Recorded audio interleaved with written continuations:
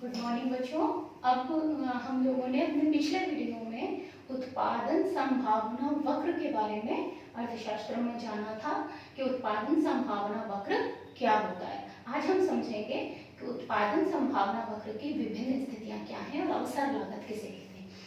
उत्पादन संभावना वक्र ये मैंने कल आपको बताया था कि ये नतोदर होता है, ठीक है, नीचे की ओर ढालू होता है। क्यों होता है? क्योंकि हम इसमें किन्हीं दो वस्तुओं की बात करते हैं और यदि हम इन दो वस्तुओं के उत्पादन की बात करें तो संभावनाएं इनके बीच में क्या क्या हो सकती हैं, ठीक है, वो उत्पादन संभावना वक्र प्रदर्शित करता है। यदि हम एक वस्तु के उत्पादन को बढ़ाने का प्रयास करते हैं तो हमारी दूसरी वस्तु का उत्पादन कम हो जाएगा, ठीक है, हमें उसके उत्पादन में कमी करनी पड़ेगी।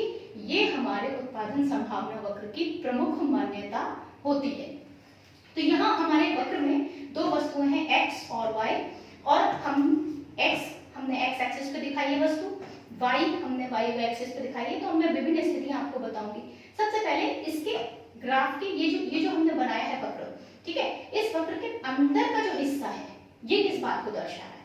ये दिखा रहा है कि हमने अपने संसाधनों का कम प्रयोग किया है। हमारे संसाधन यहाँ तक प्रयोग किए जा सकते हैं, क्योंकि उत्पादन संभावना वक्र की दूसरी मान्यता क्या है कि हमने अपने संसाधनों का पूर्ण रूप से कुशलतम उपयोग किया है, तब जो हमारा वक्र बनकर आता है संभावनाओं का, वो उत्पादन संभावना वक्र होता है। यानी हमने अपने संसाधन पूरी तरह से कुशलता से और पूर्ण रूप से अपने प्रयोग में लाए हों तब, ठीक है। तो अगर हम अपने संसाधनों का कम उपयोग करेंगे, अल्प उपयोग करेंगे, थोड़ा सा उपयोग करेंगे, तो हमारा ये वक्र पीछे चला जाएगा, ठीक है। तो अगर हम यहाँ पर ये किस स्थिति को दिखाएगा? अल्प उपयोग, संसाधनों का अल्प प्रयोग जो होगा उसको दिखाएगा। अब अगर हमने कोई भी वस्तु बनाई तो वो अगर इधर की तरफ कोई पॉइंट हमको दिखाई दे रहा है या इधर पॉइंट दिखाई दे रहा है, यानी इस ग्राफ के अंदर, तो इसका मतलब है हमने संसाधनों का कम उपयोग किया है। इसी प्रकार से अगर हमने संसाधनों का अधिक उपयोग किया है तो हमारा ये ग्राफ बढ़ जाएगा। ये कब है कि हमारे संसाधन हमने अपने बढ़ा लिए, हमारे पास जितने उपलब्ध संसाधन थे हमने उन संसाधनों में वृद्धि कर दी। जैसे प्रारंभ में जब हम फर्म खोलते हैं, फर्म खोली जाती है तो लिमिटेड भूमि, लिमिटेड पूंजी, लेकिन अगर उसमें मुनाफा होने लगता है, उसमें लाभ होने लगता है, तो व्यक्ति क्या करता है? भूमि और खरीद लेता है और बड़ी फैक्ट्री डाल लेता है, ठीक है, तो अपने संसाधन और बढ़ा लेता है, श्रमिकों की संख्या और बढ़ा लेता है।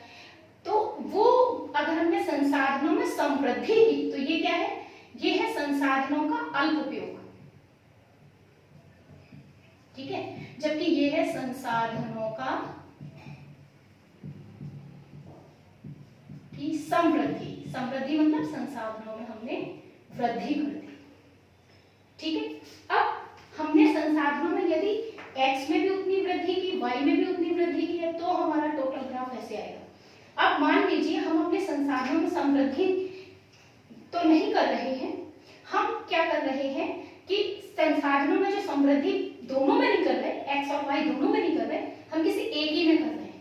हमें जिसमें लाभ लग रहा है, दो वस्तुएं हैं, उनमें से हमने जिस वस्तु में लाभ देखा, हमने उसके लिए जो संसाधन यूज में आ रहा है, उचित लग रहा है वो। जैसे मैंने आपको बताया था आम और केला है, दोनों की खेती करनी है, तो हमको लग रहा है इस समय सीजन है आम का और हमें आम ज्यादा उगाने हैं, तो हम नहीं चाह रहे कि हमारा केला भी कम हो जाए, ठीक है। तो हमने क्या किया, थोड़ी सी जमीन एक्स्ट्रा ली और उस जमीन पे, ठीक है, आम के ही बीज लगाए, आम के ही पेड़ लगाए, तो हमारी केवल आम की संख्या बढ़ गई लेकिन केले की संख्या पर उसका कोई असर नहीं आया। तो यदि हम x वस्तु पर केवल उसी के अंदर समृद्धि करते हैं तो हमारा ग्राफ कैसा हो जाएगा? तब समृद्धि कुछ इस तरह से हो जाएगी।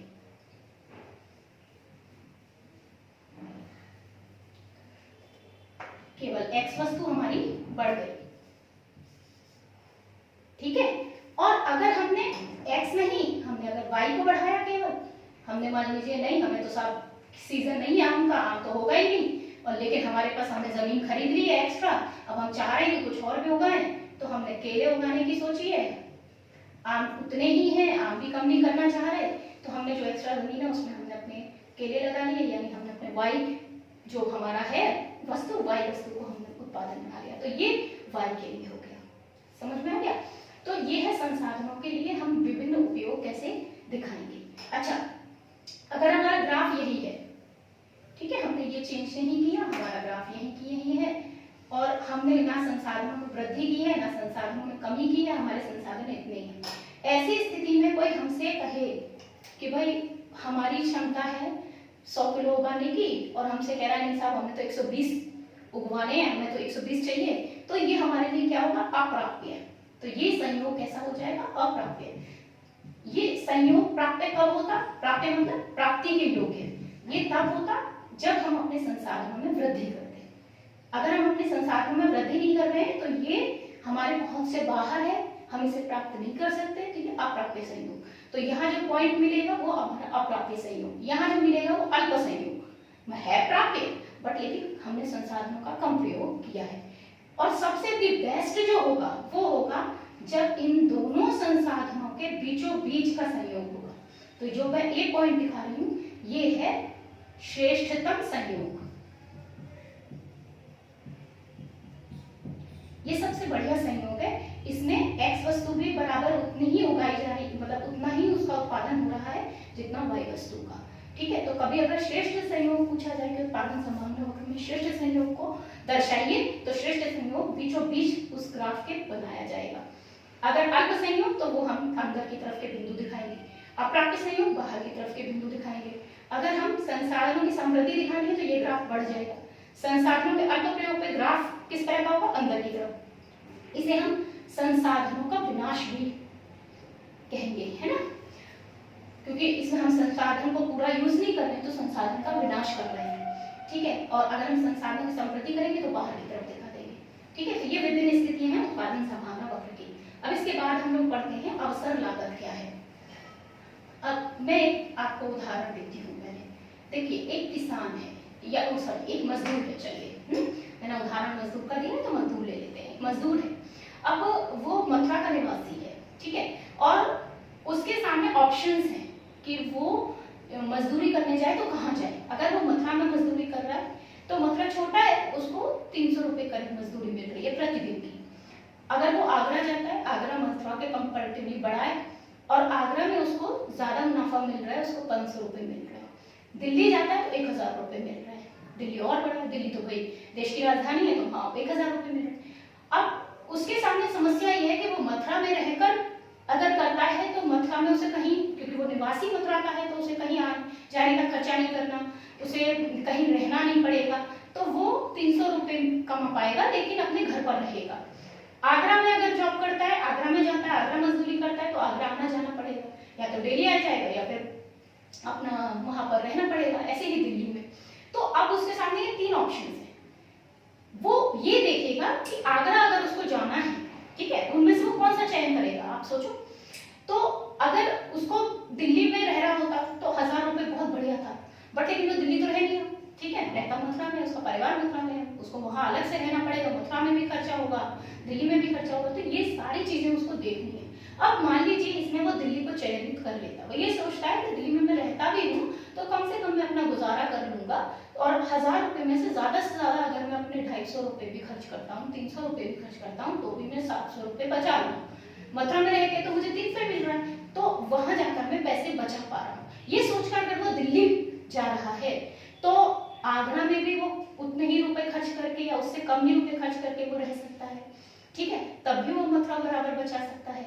तो उसके लिए ये ऑप्शन जो है, अगर वो दिल्ली वाला चयनित करता है तो मथुरा और आगरा में जो दूसरा वैकल्पिक, ठीक है, प्रयोग उसका होता, वो होता 500 रुपए का, ठीक है ना, क्योंकि वो हमेशा याद रखिए, जो भी हम हमेशा व्यक्ति समझदार, सभी समझदार होते हैं, तो वो हमेशा अपने सामने जितने भी अवसर होते हैं, जितने भी उनके सामने ऑप्शंस होते हैं, उन ऑप्शंस में से वो हमेशा द बेस्ट ऑप्शन को ही चुनते हैं, वो ही चयनित करते हैं। आपसे भी अगर हम कहें कि आप अपने विषयों में से चयन कीजिए, तो आपके सामने अभी आपके विद्यालय में केवल आर्ट साइड है।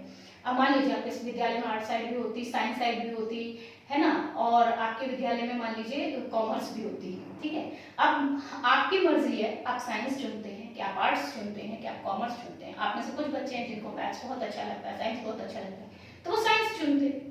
लेकिन जब वो साइंस चुनते हैं तो वो आर्ट्स के सब्जेक्ट्स का क्या करते हैं, त्याग करते, वो कॉमर्स के सब्जेक्ट्स का त्याग करते। अगर वो कॉमर्स चुनते तो वो साइंस के सब्जेक्ट्स का त्याग करते।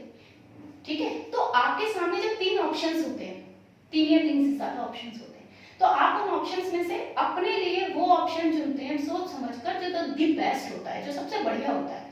लेकिन दूसरा वैकल्पिक आपका क्या होता ऑप्शन, अगर पहला मान लो किसी कारण से न मिल पाए, मान लीजिए आप साइंस साइड लेना चाहते हैं, आपको तो बेस्ट लग रहा है अपने लिए, लेकिन वहां तो टेस्ट हो गया और आप उस टेस्ट में नहीं पास हो पाए, मैडम ने मना कर दिया कि आपको साइंस नहीं मिलेगी, साइंस साइड नहीं मिल पाएगी, तो आप फिर सेकंड ऑप्शन क्या लेंगे, क्या आप कॉमर्स लेंगे या आप आर्ट्स लेंगे? तो जो सेकंड ऑप्शन होता है वो हमारी अवसर लागत कहलाती है। तो अवसर लागत क्या है, किसी भी साधन की अवसर लागत उस साधन के दूसरे सर्वश्रेष्ठ वैकल्पिक प्रयोग के मूल्य को प्रदर्शित करती है कि वो हमारे लिए जो सेकंड ऑप्शन है, जो द बेस्ट सेकंड ऑप्शन है, वो कौन सा है, उसको प्रदर्शित करती है। ये है हमारा अवसर लागत। ठीक है ना। अब मैंने ये स्थान की बात की है, मैं स्थान की जगह अगर यही बात करती कि भाई एक मजदूर है, अब उसको मान लीजिए काम की ही बात करेंगे, है ना, उसे काम मिल रहा है, तो मजदूर को एक काम मिल रहा है ईंट के भट्टे पर, ठीक है, एक काम मिल रहा है उसको एक घर में काम करने का, ठीक है, एक घर में घर बनवाने का, ठीक है, एक काम मिल रहा है उसको ईंट के भट्टे पर काम करने का, एक काम मिल रहा है किसी फैक्ट्री में लगने का। तो अब वो इनमें से कौन सा ऑप्शन चुनेगा, वो देखेगा कि मजदूरी किसमें ज्यादा है, काम कितने घंटे का है। अब मान लीजिए 1000 रुपए तो मिल रहे हैं लेकिन काम 12 घंटे का है, एक जगह उसको 500 रुपए तो मिल रहे हैं लेकिन काम उसका 6 ही घंटे का है या 8 ही घंटे का है, ठीक है, 8 घंटे का है, एक जगह 6 घंटे का काम है लेकिन उसको 300 रुपए मिल रहे हैं। तो वो सोचेगा कि भाई 6 घंटे वाला काम करूं तो 6 घंटे दूसरा काम करके मैं 300 600 रुपए कमाता हूं, इससे तो अच्छा 12 घंटे वाला काम करूं, सीधे 1000 रुपए आ रहे। ठीक है, तो वो दिमाग लगाएगा, सोचेगा, तो सोचकर जो उसका सर्वश्रेष्ठ है वो लेगा। लेकिन उसके बाद जो सेकंड ऑप्शन, अगर मान लो किसी कारण से वो ना मिल पाया उसे ऑप्शन, तो दूसरा ऑप्शन उसका जो सर्वश्रेष्ठ है वो उसकी अवसर लागत कहलाएगी। ठीक है, ठीक है। तो जब दो वस्तुओं का उत्पादन हम करते हैं तो उसके लिए जो संयोग बनाया जाता है कि कौन सी वस्तु का कितना उत्पादन करना है, ठीक है, क्योंकि एक वस्तु का उत्पादन बढ़ाना है तो दूसरी का घटाना है, तो किसका घटाना किसका बढ़ाना है, ये परिस्थिति के हिसाब से होता है। कभी हमें पहली वस्तु का घटाना पड़ सकता है, दूसरी का बढ़ाना पड़ सकता है, फिर हो सकता है कुछ समय बाद आपको, जैसे बरसात के दिनों में आपके छात्र, अगर एक कंपनी है मान लीजिए वो कपड़े बनाती है, तो सर्दी के कपड़े और गर्मी के कपड़े, ठीक है, अब जब गर्मियां आएंगी तो गर्मी के कपड़े बिकेंगे, तो उसको सर्दी के कपड़े बनाना कम करना पड़ेगा, गर्मी के कपड़े बढ़ाना पड़ेगा। जब सर्दियां आएंगी तो उसे सर्दी के कपड़े बढ़ाने पड़ेंगे बनाने, गर्मी के कपड़े घटाने पड़ेंगे। तो उत्पादन की जो संभावनाएं हैं वो चेंज होती रहती है परिस्थिति के हिसाब से।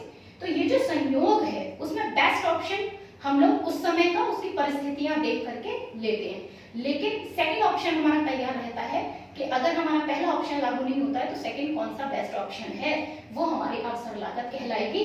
अवसर लागत में अब सीमांत अवसर लागत क्या है, सीमांत अवसर लागत है कि एक वस्तु X के उत्पादन की प्रति अतिरिक्त इकाई के लिए वस्तु Y के उत्पादन का त्याग सीमांत अवसर लागत कहलाती है। ये आप नोट करके रख सकते हैं कि delta Y upon delta X ये हमारी होती है सीमांत अवसर लागत। इसके बारे में क्योंकि वीडियो बहुत लंबा हो जाता है तो फिर वो सेंड करने में या भेजने में आपको दिक्कत आती है, आपको भी पूरा खोलने में, ओपन करने में, डाउनलोड करने में बहुत दिक्कत आती है। तो अगले वीडियो में मैं इसके बारे में अच्छे से बताऊंगी आपको। और आज आप इतना समझ सकते हैं कि सीमांत अवसर लागत है आपका minus delta Y upon delta X, जहां डेल्टा वाई क्या होता है आपका, ठीक है, वस्तु वाई के, ठीक है, वस्तु वाई के मूल्य में परिवर्तन, या सॉरी नॉट मूल्य, उत्पादन।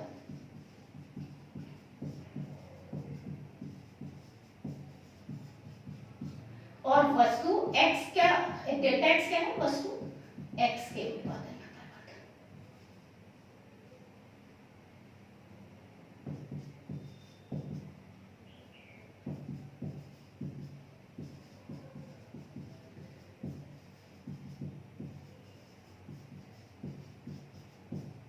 ठीक है, अभी आप इतना समझिए। नेक्स्ट वीडियो में हम लोग सीमांत अवसर लागत के बारे में अच्छे से समझेंगे।